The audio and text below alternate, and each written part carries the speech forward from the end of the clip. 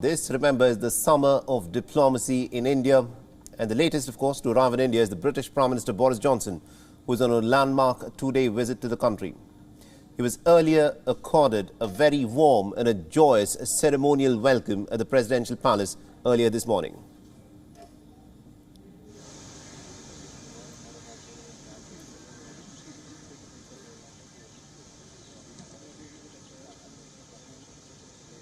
So this was the British Prime Minister Boris Johnson there being received by the Indian Prime Minister Narendra Modi. Interestingly, there was no hug this morning. That could be because of COVID protocols that are in place.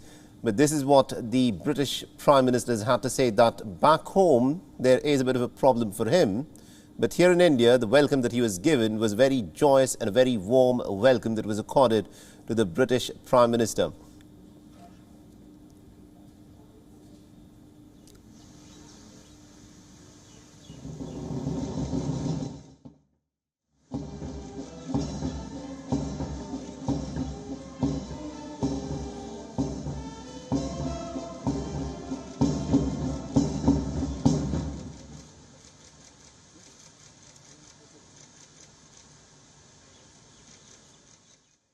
Prime Minister Modi, and thank you for the fantastic welcome that you've given us, Narendra. This is, I think, a very auspicious moment in a relationship and a friendship between two democracies, the world's largest democracy in India, the UK, one of the world's oldest democracies, and I don't think that things have ever been as strong or as good between us as they are now.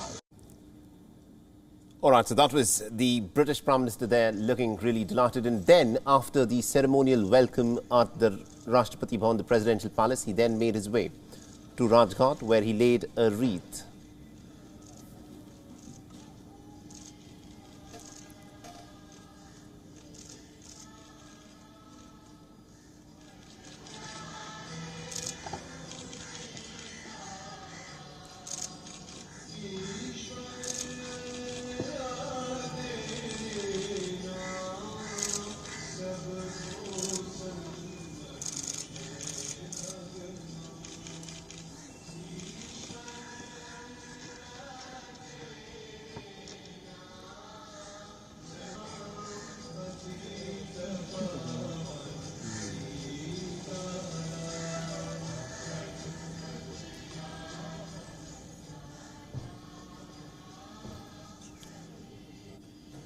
So this is what's been happening since this morning, where the British Prime Minister, of course, will be meeting with the Indian Prime Minister Narendra Modi in a while from now. Boris Johnson also tweeted that he was looking forward for the meetings today and that the partnership between the two democracies remains very vital on a whole host of different issues, including climate change and defence. Now, today's key meeting between the leaders will, of course, see a greater push for stronger defence, security and trade ties. Johnson has said that he is very hopeful that India and the United Kingdom will sign the free trade agreement that is currently under negotiation by the end of this year. Remember, after Brexit, Britain is on the lookout for nations that it can trade with.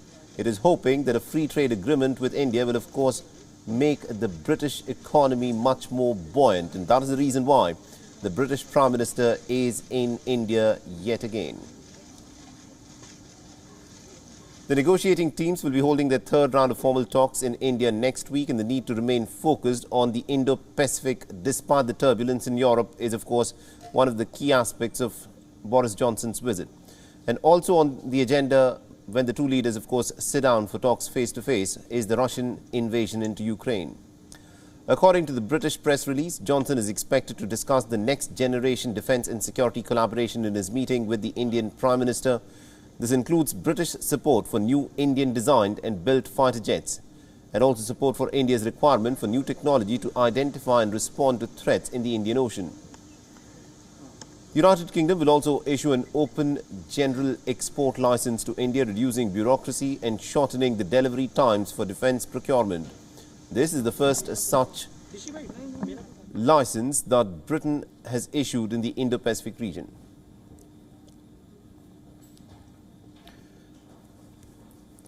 And also to get us more updates in terms of what is expected in the bilateral meeting that will be held between the two Prime Ministers, we are joined in by our principal diplomatic correspondent, Siddhant Sibal, is joining us live from New Delhi. Good morning to Siddhant. This, of course, is a very crucial meeting that will be held between the two Prime Ministers.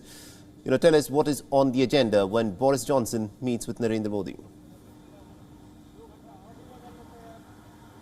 Well, there will be a lot of focus on many things, whether it's a Russian invasion of Ukraine, whether it's a defense, trade. In fact, the talks between the two sides is set to begin in approximately 15 or 20 minutes from now at Hyderabad House.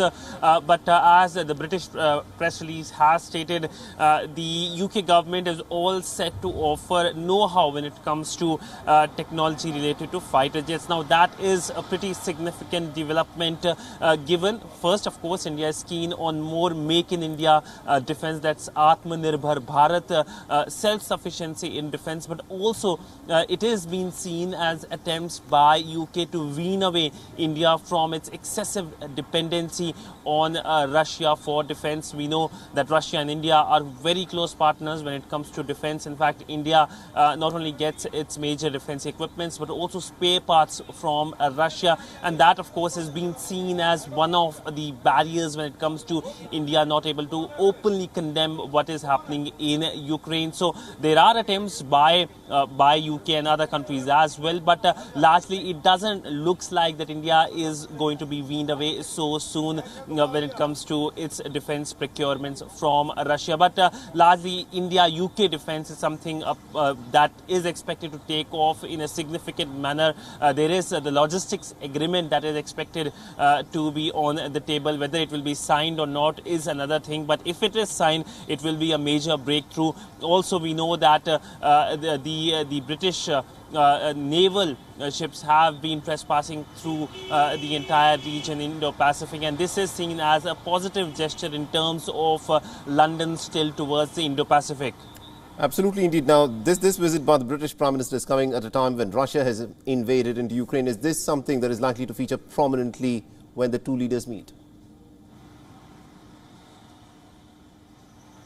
Well, it will be naturally a key focus area when both the leaders meet, but a strong emphasis from the British side, given that it is something that is the top issue of worry in European capitals. In fact, the UK Prime Minister Boris Johnson is the first European leader to visit India since the Russian invasion, and he, of course, is expected to talk about London's perspective and, of course, talk about what London is doing to strengthen Ukraine in terms of its defense capabilities at a time when we know that there is a full-fledged invasion of the Russians of Ukraine. So largely that will be the perspective from UK side. But if India is changing stance or not, that is not going to happen. We have seen various leaders coming to Delhi, whether it's the Japanese Prime Minister, whether it's the virtual meeting with the Australian leadership, with the US President Joe Biden as well. But India has stuck to its stance. But what India has been doing is condemning killings like one that happened in Busha in Ukraine, and also sending humanitarian support to Ukraine as well. So there is a very much evolution in India's stance from, of course, talking about making sure that there is calm and both sides can work together. But since the invasion, we have seen India condemning, India sending support to Ukraine, and, of course, able to bring back its approximately 22,000 nationals stuck in the country. Absolutely, indeed. Thank you very much indeed, Siddhant Sibal, for joining us and getting us all those updates. We'll, of course, come back to you as more details emerge in this story. Let's now shift our attention to what is expected during the meeting. Now, opening a new chapter of bilateral relations, the British Prime Minister Boris Johnson will be holding a bilateral meeting with the Indian Prime Minister Narendra Modi.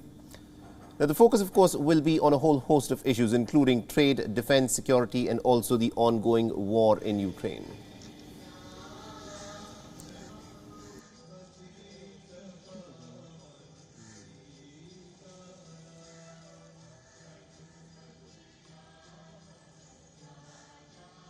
WION is now available in your country. Download the app now and get all the news on the move.